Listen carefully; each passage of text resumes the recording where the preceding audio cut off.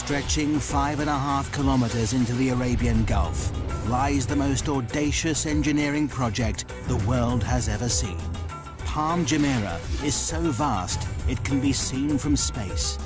Built only from sand and rock, threatened by earthquakes, violent storms and erosion from the sea, it's remarkable that Palm Jumeirah exists at all. If God had wanted an island in the shape of a palm tree in the ocean, he'd have put one here. Engineers must race against time and battle constantly with the forces of nature.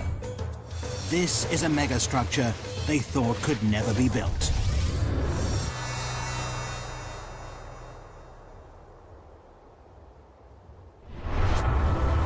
August 2001. The Arabian Gulf is a massive activity. Dubai is building one of the biggest man-made islands in the world.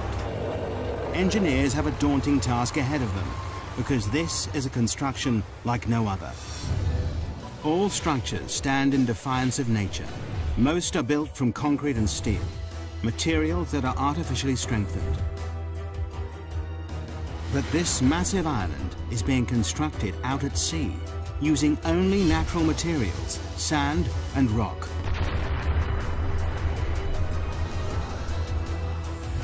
And both start eroding the moment they hit the water.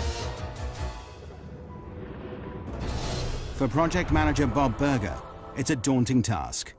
Any construction is in defiance to nature, and this is an extreme example of that. Every day, we're trying to prevent the destruction of what we built.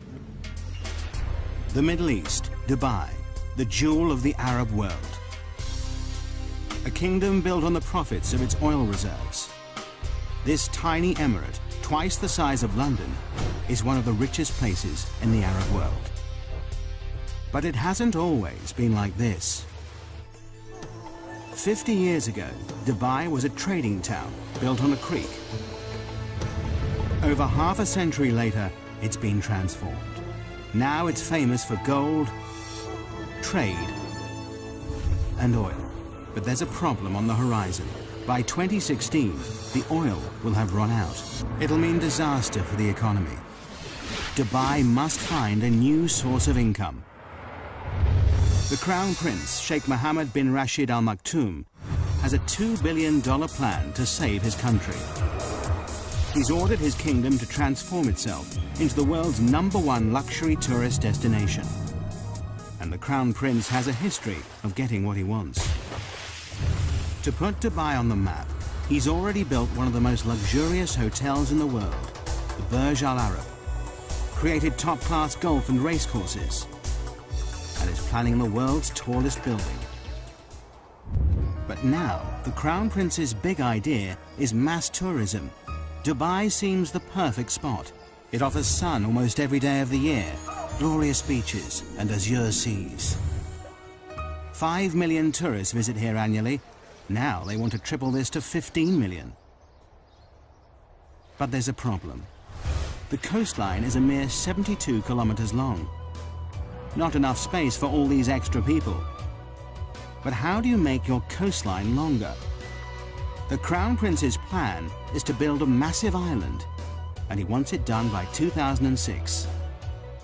This daunting task falls to Sultan Ahmed bin Sulayem. Starting with a blank piece of paper, he draws a circular island. He's delighted. It increases the coastline by 7 kilometers. But for the Crown Prince, it's nowhere near enough. He looked at it was a circular island, which gave us about 7 kilometers of beaches. And he said, why not 70 kilometers? It's back to the drawing board. This time, the Crown Prince works on the design himself, pulling it about to increase the beachfront. Nothing seems right. But then he comes up with an audacious plan. What better for a paradise island than the shape of a palm tree? 5.5 kilometers across, it increases the coastline by a whopping 56 kilometers, 9 times more beachfront than the circular island. But no one has ever built an island this size and shape before. When I first heard of this project, I couldn't believe it. I thought it's incredible. The extraordinary plan is to build a city at sea. The palm will be covered with luxury villas, shopping malls, and restaurants. The crescent-shaped breakwater, linked to the palm by a tunnel, will hold 22 hotels. The easiest way to build such a massive structure at sea is to use concrete and steel. But this doesn't fit with the Crown Prince's plans. His idea creates an added challenge. To blend in with its surroundings, the island must be made entirely from natural materials. The palm-shaped island will only be made from sand, 94 million cubic meters of it. All that protects this from the sea will be a breakwater, 5.5 million cubic meters of rock. Together, there's enough sand and rock to build a 2.5-meter high wall circling the entire world.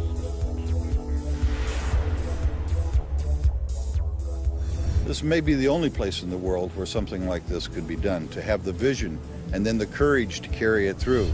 To make this audacious plan a reality, Dubai needs the best engineers on the planet. A worldwide search leads to Northern Europe and Holland. Experts in land reclamation, the Dutch have increased Holland's landmass by 35%. The Dutch team are immediately booked for the job. The first thing they must prove is that it's possible to build an island out in the Arabian Gulf and that it'll stay there. They know the only way to keep the island in position is to surround it by a breakwater. But just how big does this sea defense need to be? To find out, researchers must calculate the strength of Dubai's storms, the height of the waves and tidal surges, and what effect global warming will have in raising the sea level.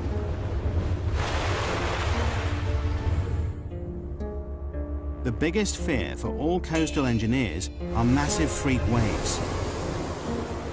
These waves build up over long distances, pushed by persistent winds and large currents. They destroy nearly everything in their path. But the island builders are lucky. The research team has worked out that the Arabian Gulf is the perfect place to build this megastructure. On average, the Gulf is only 30 meters deep, and it's only 160 kilometers wide. It's too short and too shallow for catastrophic waves to build up. But the team know they will get Shamal storms. Every winter, these intense northerly storms bring high winds and 2-meter waves that will batter the structure. Researchers must also factor in the worst-case scenario, the storm that hits once in 100 years.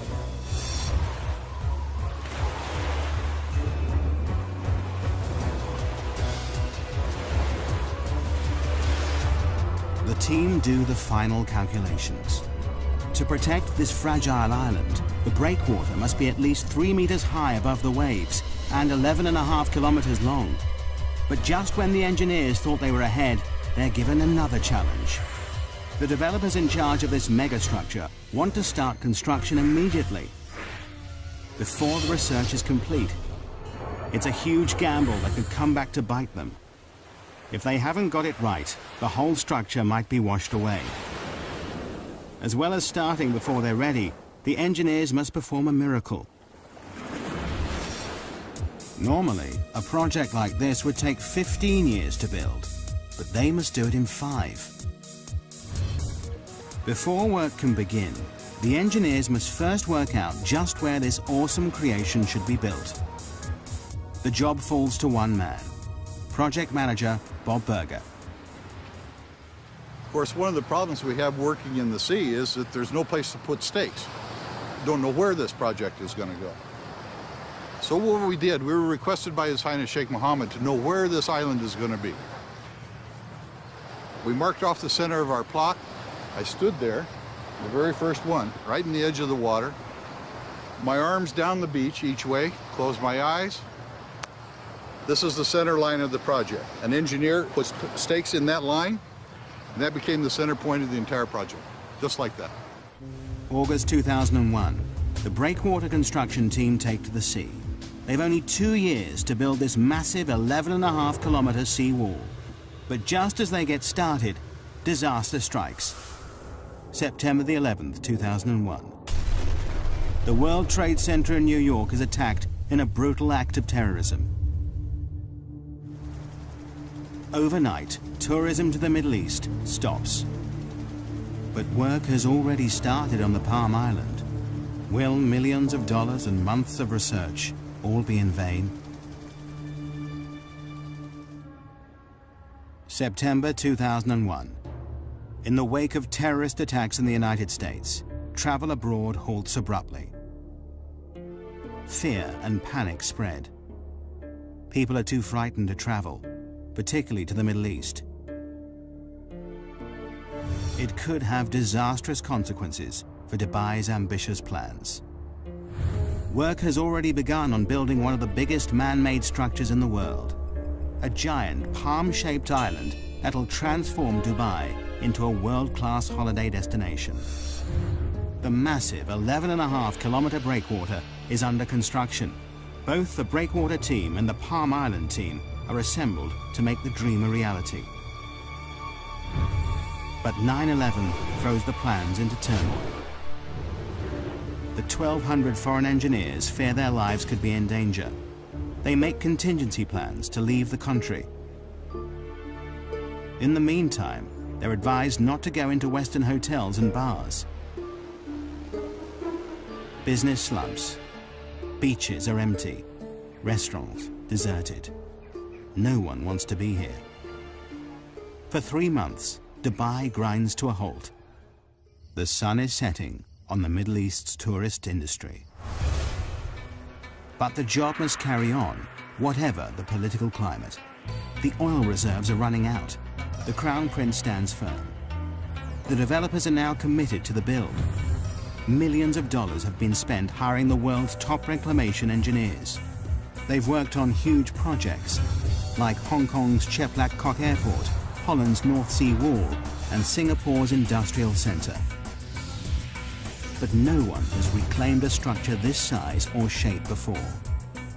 By November 2001, the race to build this megastructure is really underway.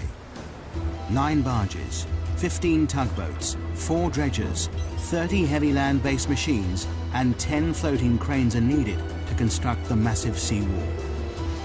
For the breakwater team, their first step in this awesome challenge is to build up the sea floor. 3 massive dredgers take up a thin layer of sand from the barren seabed nearby. Then they dump this sand in a layer up to 7.4 meters thick. This must be done while the sea is at its calmest. To keep it in place, barge loads of rubble are dropped on top of this. This bed of rock will raise the breakwater from 4 meters below sea level to 3 meters above. It's the beginning of the sea defense, without which the island cannot exist. The sloping layers take out the force of the waves as they hit the wall. But the sand and rubble layer is only the base, the core of the breakwater. What really creates the protection is the outer armor. For this, engineers need vast lumps of rock. Each piece of rock weighs up to 6 tons. It's these massive boulders that will protect the fragile island from the destructive force of the sea. But sourcing enough rock is an enormous task.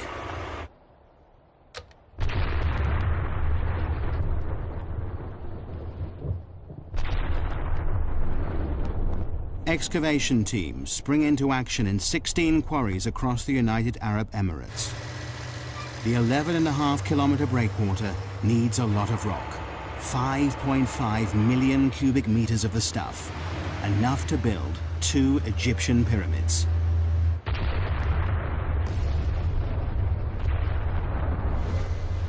Rock is blasted out of the mountains night and day. Loaded onto dozens of lorries, it begins the arduous journey to the coast. Here, the rocks are immediately piled onto barges and shipped straight to the construction site. It takes less than 24 hours for each rock to travel from quarry to breakwater. 24/7, this floating conveyor belt delivers up to 40,000 tons of rock per day, nearly the same weight as 2 aircraft carriers. The density, size, strength, and permeability of each boulder is crucial. This stone wall must last for centuries. There's no concrete or steel holding these rocks in place. These vast boulders are not just dumped in position, Graded by size and weight, it's the sheer volume that keeps them here. Positioned by cranes, each rock must interlock with the next to withstand the full force of the sea. Constant checks are needed to ensure the breakwater is in the right place and the rocks are stable. The only sure way to do this is to send in divers to pinpoint and check every meter of it.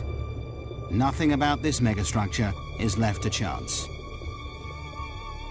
Any movement could cause the rock to crack and the wall to disintegrate, leaving the whole project vulnerable.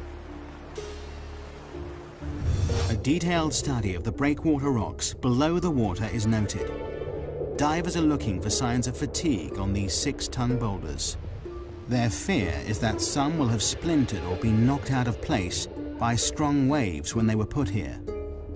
Every 27 meters, a diver surfaces to record the location of the rocks they're checking. The reading is taken from a man based on land, but so far this section of the breakwater stands firm. January 2002. 6 months after work began, a large section of breakwater stands proud 4.5 kilometers out at sea. For everyone involved, it's an exciting time as the dream becomes reality. When the first breakwater came up, of course, we all went out there. We had to stand on it. This tiny little precipice of rock in the middle of the ocean, and look back at Dubai and say that this is the beginnings of our job. It's a momentous achievement for the team, but there's still over 10 kilometers of this vast sea wall to build. The engineers are jubilant, but their happiness is short-lived. Winter is closing in. With a schedule of only 2 years to complete the breakwater, the last thing anyone needs is a delay. Winter in the Middle East brings shamals, great storms with winds of up to 56 kilometers per hour. Wind shifts are sudden, whipping up the sea, bringing torrential rain, violent thunderstorms, or blinding dust storms. On land, little can move. Out at sea, things are even worse. Massive waves batter the boats that need dead calm water to place the sand and rock with pinpoint accuracy. We had to seek shelter in the very little shelter that we had built. Engineers planned for the bad weather, but the storms of March 2002 are worse than they feared. Everybody crowding around trying to protect themselves from the storms. The boats find shelter, but more worryingly, will the breakwater hold? It's a nail-biting time. Over the next 3 weeks, the storms are relentless. All the engineers can do is watch and wait. The breakwater stands firm, but the schedule is slipping. The construction team is 3 weeks behind, and the pressure is immense. Every second counts. It's vital that the fragile sand island has protection. Only when a 550-meter-long section of breakwater is built can the Palm Island begin to rise above the sea. But the schedule is desperately tight. The entire megastructure must be complete by 2006. They have 2.5 years to create the island and breakwater, and just 2 years to build the city on it. The only way to meet the deadline is for both the breakwater and the island to be built at the same time. It's not an ideal situation. It will mean that throughout the build, the Palm Island will have the bare minimum of protection from the sea. But the engineers have no choice. The deadline is set. While the second team building the island wait for the protective breakwater to be built, they keep ahead of schedule by laying the sand foundations below sea level. But now, 8 months after construction began, they are desperate to break the surface. Finally, April 2002, the first 550-meter section of the breakwater rises 3 meters above the sea. At last, the builders of the Palm can step up the action and bring the island above sea level for the first time. To complete this massive island, Team 2 has the awesome task of finding 94 million cubic meters of sand to create their island, enough to cover the whole of Manhattan 1 meter deep. It's an enormous job in itself, but finding the right sand is an added headache. Dubai has more sand than it could ever need. But there's a problem. Desert sand is the wrong material for the job. It's too fine. The particles won't cling together. It means that the vast sand island would simply wash away. The engineers must look elsewhere. The best sand for the job is found 6 nautical miles out at sea. This sand is much more suitable. It's coarse, packs densely, and is more resistant to wave impact. They will dredge sand from the Gulf seabed. And there is an added benefit. The dredgers will spend less time transporting the material to the construction site. In just 3 hours, a dredger travels to and from the site, scoops up the sand, and sprays it into position. It works a 5 square kilometer area, dredging up the top meter of the sea floor. It takes less than an hour to fill the 8,000-ton tank with sand. The sand is then pumped through a pipe and sprayed into place at 10 meters per second, enough to fill an Olympic swimming pool in 4 minutes. The process is called rainbowing. The island construction team work round the clock to keep to the tight schedule. Night and day, the island grows bit by bit. The rainbowed sand builds into a sandbar, rising up to 4 meters out of the water. But for the engineers, there are mixed feelings. Is the shape of the island progressing as planned? There's great excitement, and there was great anticipation and a little bit of fear. Is it in the right place? With doubt cast over the construction, Dubai has a trick up its sleeve. 676 kilometers up in space. Dubai has access to the only privately owned satellite in the world. It's so powerful, it rivals those of the Russian and US military. The satellite, IKONOS, orbits the Earth, taking pictures that prove the island is totally on track, so far. It also means the Crown Prince can keep a close eye on his pet project. August 2002, a year in, and the island team is ahead of schedule. 8 kilometers of the breakwater stands firm. 8 palm fronds break through the azure seas. But it's a grueling and difficult process. Rainbowing is a common operation in land reclamation. But this is no ordinary reclamation project. There is no mold for the palm shape and no fixed points to get bearings from. The unique shape makes it a nightmare to build because the whole design relies on accuracy. This enormous structure has 56 kilometers of waterfront and almost all of it is curved. To make things more difficult, it's impossible to tell from the ground if the sand is falling in the right place. The only way to complete this task is to use state-of-the-art technology. Prior to GPS, we couldn't have done this job. There are only 2 straight lines in this project. All the rest of them are curved. It's all down to a team of 5 men who walk the perimeter of the island every day as it takes shape. It's grueling work. Summer temperatures reach a searing 48 degrees Celsius. Humidity hits 95%.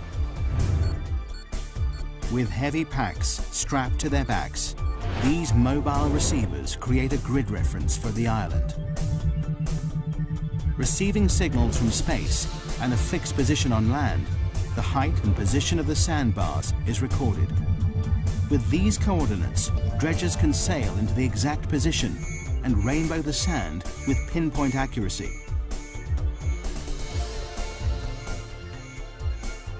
Only by using state-of-the-art GPS technology can this awesome megastructure take shape. As the world watches, the Palm Island becomes a reality. At the same time, faith in this tiny emirate is restored. Post 9/11, Dubai emerges as a safe haven in the Middle East. The beaches fill up again. Business resumes.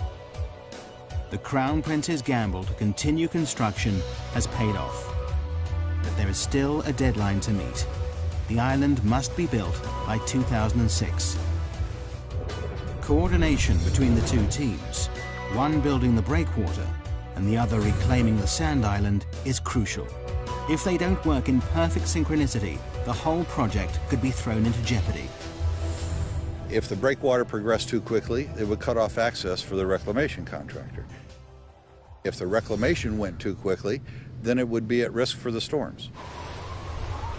We couldn't let one get ahead of the other in any way.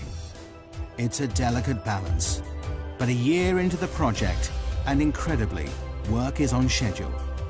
Against all odds, the Palm Island rises above the waves, protected by the ever-increasing sea wall. It's a symbol of engineering achievement, but the engineers' biggest challenge is still to come: how to make the island safe to build on. The majestic Palm Island is only made from sand, but sand is unstable and highly susceptible to the movement of water around it. It also takes time to settle before it's strong enough to build on. But this awesome structure will support a city of 120,000 people, and their safety relies on firm foundations. This massive sand island must be made rock solid. But how? October 2002. Dubai is building the world's most audacious engineering project in the Arabian Gulf. A 5.5-kilometer island in the shape of a palm tree, made entirely out of natural materials. A year into the build, and 2/3 of the breakwater is complete. 8 kilometers of massive rocks piled 3 meters above the waves, backed by 200 meters of beach that will eventually carry 22 hotels. Behind this sea defense, the first 9 palm fronds made of sand rise above the water. Dredgers spray sand from the seafloor, a process called rainbowing, to create the first half of the 5.5-kilometer island. But building a man-made structure in the middle of the sea with only rock and sand throws up challenges every step of the way. The team constantly battle with nature as the sea erodes the work they do. We worried initially that we could actually do it, that we could place the sand where it should be, that we could place the rocks where they should be. The teams now race to finish the project. But then the engineers discover a problem that could put the whole project in jeopardy.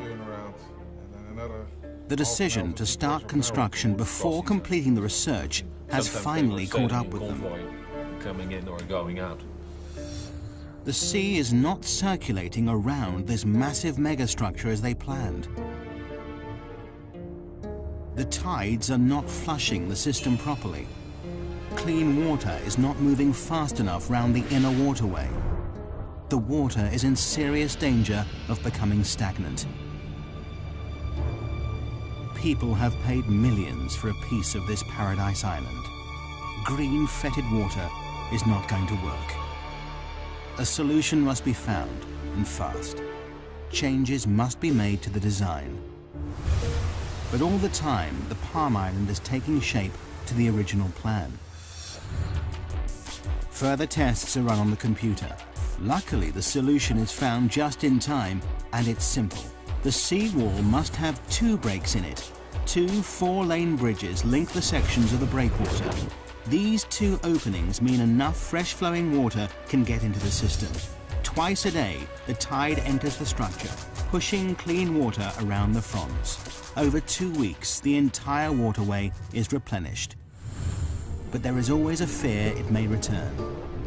Environmentalists now test the water every day to check that the system is working. The return of algae and stagnant water is something they can't allow. With the water quality assured, the project is back on track. Teams race to finish the structure. 7 dredgers rainbow the sand, creating the last few palm fronds. Floating cranes lift the final rocks into place. By August 2003, the breakwater is complete. An awesome 5.5 million cubic meters of rock now holds back the full force of the sea. 2 months later, in October, the island reclamation is finished. 94 million cubic meters of sand have been pumped into the Arabian Gulf to create the perfect palm shape. In just over 2 years, the Palm Island has finally risen from the sea. The deadline has been met just on time, and phase 1 of this monumental engineering challenge has been accomplished. There is still a very long way to go. Phase 1 is only the completion of the foundations. Now to fulfill the Crown Prince's dream. 4,500 houses and apartments, hotels and shopping malls must be built along the waterfront. This sand island must support an entire city. But here lies the next major problem. Sand is not easy to build on. Because the sand has been sprayed into position, it's loose and uncompacted. We get the material for the islands dredged from the seabed, which means that all the fine materials are already cleansed from the sands. You can drive on it within a couple hours after you reclaim it. However, it's not satisfactory to build on. But a strong base is vital to support this city at sea. Before construction can start, engineers must find a way to compact the sand to make it firm. In theory, the idea is simple. All we have to do then is compress the top layer. As you can see, when you press down, very little displacement, except straight down, nothing to the side. That gives us a firm surface to build on. But in reality, the engineers are working with an area spread over 5 square kilometers. Over time, the sand will compact naturally, but this will take years. And time is something the engineers don't have. Construction of the infrastructure must start immediately. As if the schedule wasn't pressure enough, there is another, more important reason why the foundations of the city must be made extra strong. Dubai sits just on the edge of a major earthquake zone. Bam, Iran, north of the Arabian Gulf.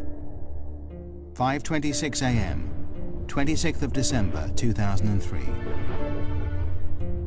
The town is hit by a quake measuring a massive 6.6 on the Richter scale.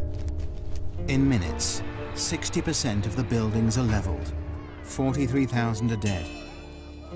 20,000 injured, and 60,000 are homeless. Following this, multiple quakes hit Dubai 480 kilometers across the Arabian Gulf. It's a wake-up call to the Palm Island project. If the epicenter hit Dubai, it could spell disaster. Should an earthquake come through the area, the sand might lose its cohesiveness down deep. The reclamation process piles sand one grain upon another. If we put the ocean around it, you see the island. However, the lateral forces of an earthquake can make the island disappear. This terrifying phenomenon is called liquefaction. It happens when a quake shakes the Earth's surface, causing sand particles to move. As the sand compacts, it pushes the water between the particles upwards, making the ground liquefy. It means the island would sink back into the sea. This was terrifyingly evident in Kobe, Japan. In 1995, an earthquake measuring 7.2 on the Richter scale rocks the city.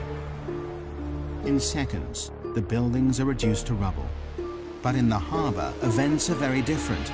The force of the quake liquefies the reclaimed land the port is built on. Harbor buildings and walls literally sink into the sea, causing nearly $7 billion of damage. It's something they can't risk in Dubai. Before any houses can be built, Palm Jumeirah must be made strong enough to prevent it from liquefaction. The team work out they need to compact a layer of sand 12 meters deep, too deep to compact by normal road roller. The only solution is a process called vibrocompaction. January 2004.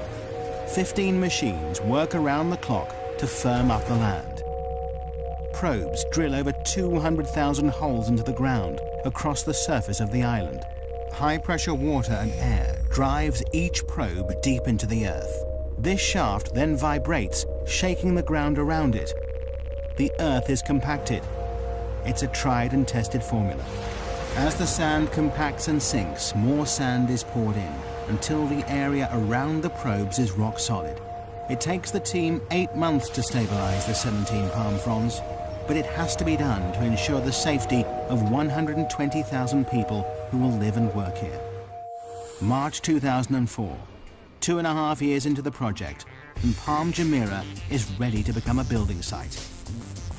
Now thousands of trucks and cranes, tons of supplies, and 2,000 laborers descend on the island. This is the most complicated part of the project, the installation of the infrastructure, gas pipes, electricity cables, water supply, and buildings. In 2 years, they must build an entire city at sea. But have the developers set themselves a near impossible target?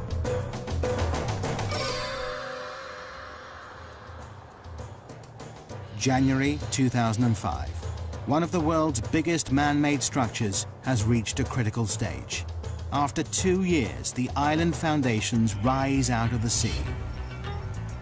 Now engineers turn their attention from sand and rock to concrete, glass and steel. They're building an entire city out at sea in just 2 years. Nothing like this has ever been attempted before. For project manager Scott Hutchinson, building the apartments is a massive logistical nightmare. I've probably worked on 3 or 4 other billion-dollar projects before, but this is without a doubt the biggest and the most complex that I've ever seen. And I can't imagine other projects being any more complex than this. 850 buses ferry the 40,000-strong Asian workforce on and off the island in 2 12-hour shifts. They'll work in grueling temperatures of up to 48 degrees Celsius. As well as thousands of people, millions of tons of concrete and steel are shipped in from around the world and driven onto the Palm. 51 different contractors build houses, roads, canals, shopping centers, sewage plants, and each part of the jigsaw must meet the next perfectly. To stay on schedule, all the materials must arrive on site exactly on time, and they will go to any lengths if they don't. If material isn't showing up from overseas, you put somebody on the plane and fly the guy out there to get it done. You don't wait, you don't sort of react, you just get out there and try and be proactive, because otherwise a job this size never gets done. Supply is not the only problem. Installation of the utilities and pipelines is a massive headache. Miles and miles of gas and water pipelines need to be laid across many different parts of the construction site. Munir Haidar, head of the technical team, knows that on a job this size, a good plan is vital. It's not that there is no plan, there is a plan, but you have to monitor and adjust this plan on a daily basis, because it changes every day. Since the island's launch in 2001, it's changed beyond recognition. Originally, Palm Jumeirah was designed to house and service 60,000 people.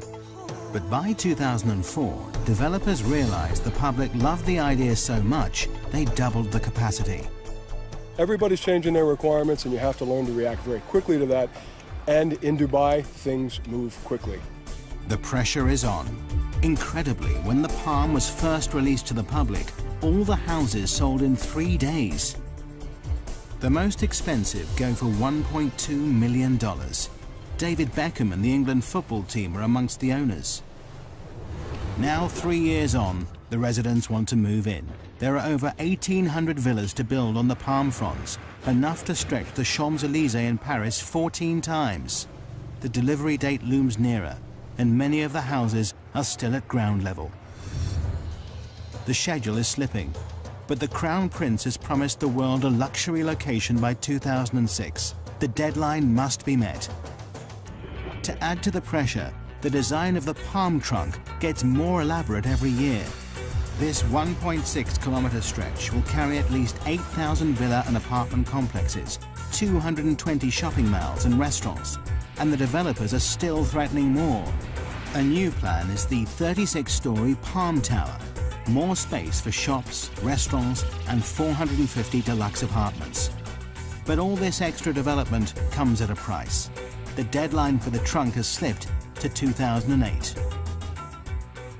Well, I guess one of the best parts about it is that when you get frustrated of all the challenges and the paperwork and the meetings and everything that goes with building a project like this, you come outside, you see the sunset, you see the sea, and you really realize not only is it an amazing project, but it's an amazing setting. But this awesome setting creates hidden problems for the engineers. With Phase 1 complete, the island reclaimed, the Palm now faces its biggest enemy, the environment. Nature will permanently try to destroy anything built in its way. The bigger the megastructure, the bigger the problem.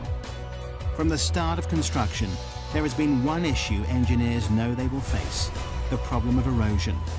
All beaches are constantly affected by waves, but with a man-made island, the problem is exaggerated. These beaches are not naturally replenished with sand by the sea.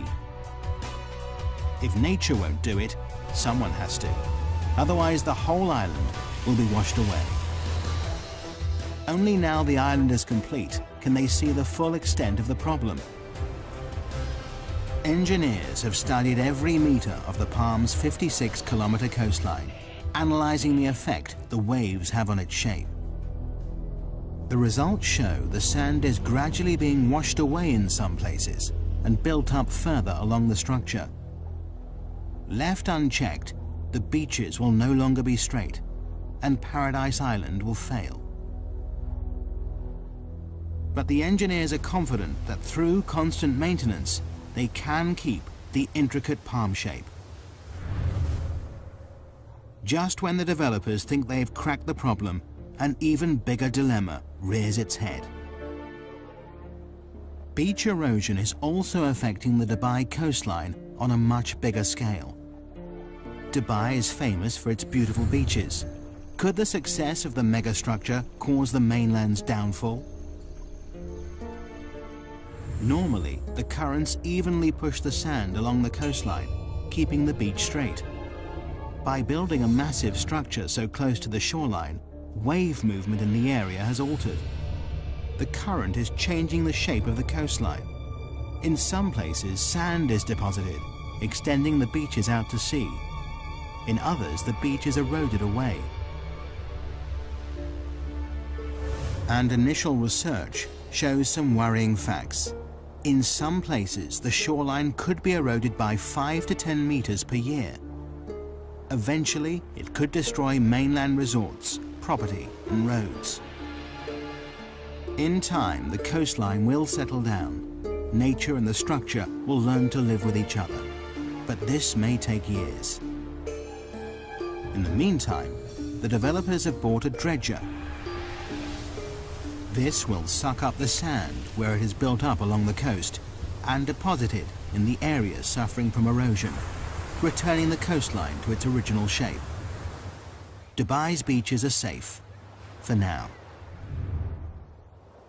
The engineers are constantly working out how to tame nature's forces. The erosion problem is under control. But the threat to the project doesn't just come from the surface of the sea. They now face a new dilemma beneath the waves. How has this awesome megastructure impacted on the ecology of the area?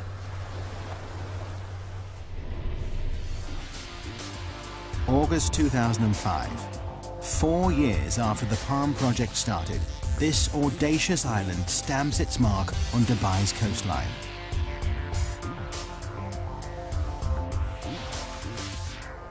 This was the first step, a big step, in putting Dubai on the map.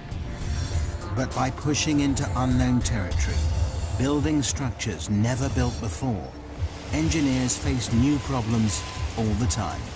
Since the Palm Island's conception, environmentalists have been convinced the building of this megastructure would destroy local marine life, ruining one of its greatest selling points, the azure seas it sits in. For the developers, it's a problem they're constantly watching. Every 6 weeks, divers check the waters. Fish and corals are monitored and measured. But fears that construction may have destroyed this underwater world appear unfounded so far.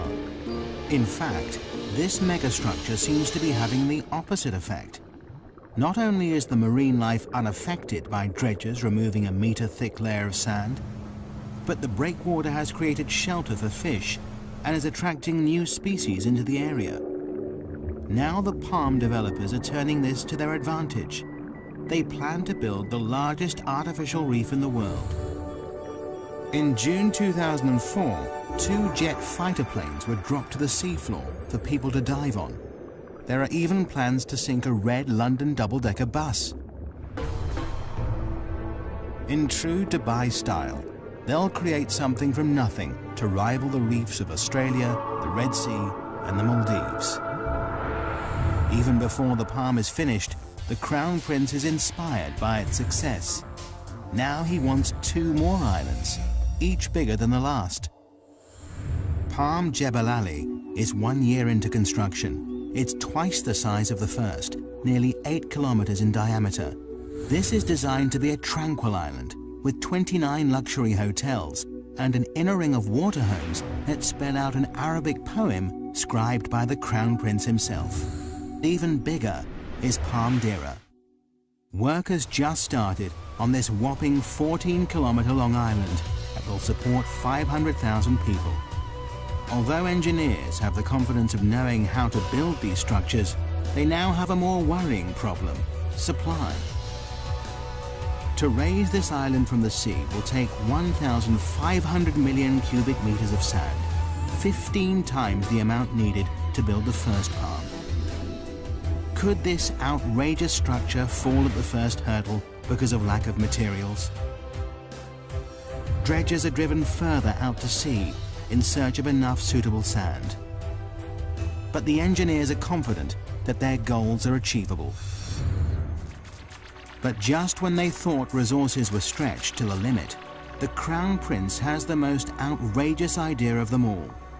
To make Dubai the #1 tourist destination, he wants to build the world. 4 kilometers out at sea, hundreds of small islands are being constructed. Seen from the air, these islands will take the shape of the continents of the world. It's an even more complicated structure to build than the palm. This is not 1 island, but 300, and each one is different, varying in size from 5 acres to 20. The deadline for these exclusive private islands is 2007. Arizona, Wyoming, France and Australia are all up for sale. They cost anything from $6 to $36 million, and that's before anything is built on them. But creating the world takes land reclamation to the limit. This archipelago of sandbars covers an area almost 7 kilometers by 9. Each island has to be built in exactly the right position to create the global look from space. Any mistake, and the whole design will be ruined. The Palm Island put Dubai on the map. Now the world puts the map on Dubai. But have the developers gone too far? Will the demand for property keep up with the escalating build? Will the bubble burst? So far, 2 of the Palm Islands are completely sold out. A third of the world has been snapped up. But this still leaves a lot up for sale. But the developers are confident they see no end to the demand. Megastructures are the latest craze. To top all plans, in January 2005, they launched the Dubai waterfront. This claw-shaped landmass won't just stretch far out to sea. It will also create 75 kilometers of waterfront, stretching into the desert. Together, all these megastructures will extend the coastline of Dubai from 72 kilometers to a whopping 1,500, a 2,118% increase. Meanwhile, the first Palm's construction team continues to meet the deadline of 2008. But the island stands here in defiance of nature, proof that engineers can and will continually push the boundaries of engineering technology. The Palm Island is truly an awesome megastructure.